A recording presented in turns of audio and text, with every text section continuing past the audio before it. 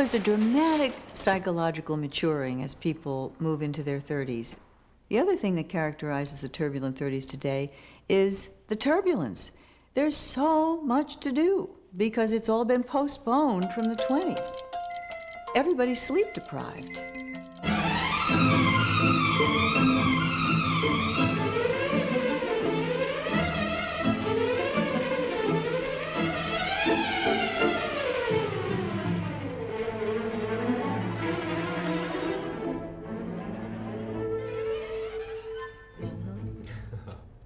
I didn't get much done, but it was a good day.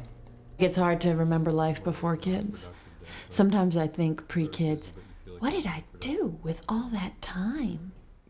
You have no idea how you used it and how you ever felt busy. I mean, after marrying at 27, Anicia and Ken Lundberg waited 3 years to have their first child, Allie. With her arrival, they felt a dramatic shift in their lives. I would definitely say having Allie certainly brought my level of responsibility as an adult way up, and very much made me feel like I had reached the point of no return in my adulthood. Guess whose mother forgot to put in dessert? By the time their second child was born, Ken, a junior high school teacher, and Anicia, a real estate broker, were already busy balancing the demands of work and family. We're in the office. Georgia, let me just listen to my messages. without a doubt, my most stressful time is when I've got to be the broker and be the mother at the same time. Okay, Allie, let's go. Hello?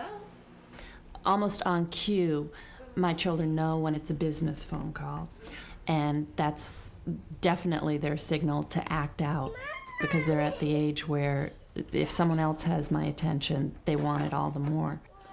At one time, I was slicing off the butter from the butter dish because I was on the phone and it was keeping her quiet.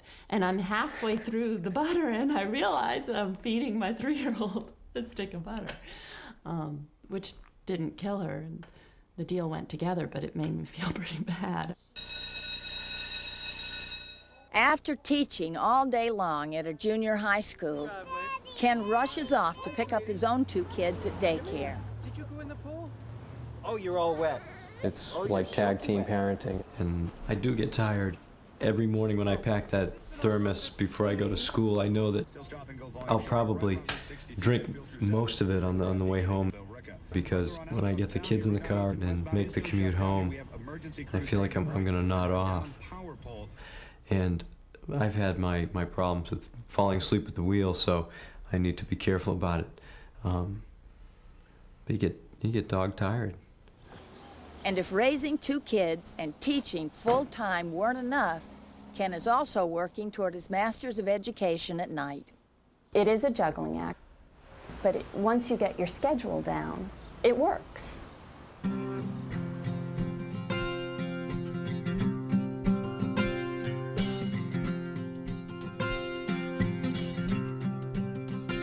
I normally wake up between 5 and 5:30, and from there I head straight to the coffee maker. The girls get up at 6:30 and wake me up. They're my alarm clock. The school day begins at about 8. So then I drop the girls off at daycare at 9:30. The school day ends at 2:30, and usually I can squeeze some time out to take a run and go from running right to pick up the girls and get back home probably between 5 and 6. And I get home at 8:30 or 9. He has given them dinner, and I read them a story, and we put them to bed together.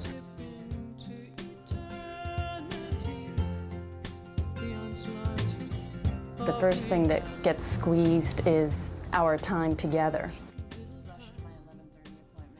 You know, we've talked at times on how sometimes we feel like we're coasting on our relationship.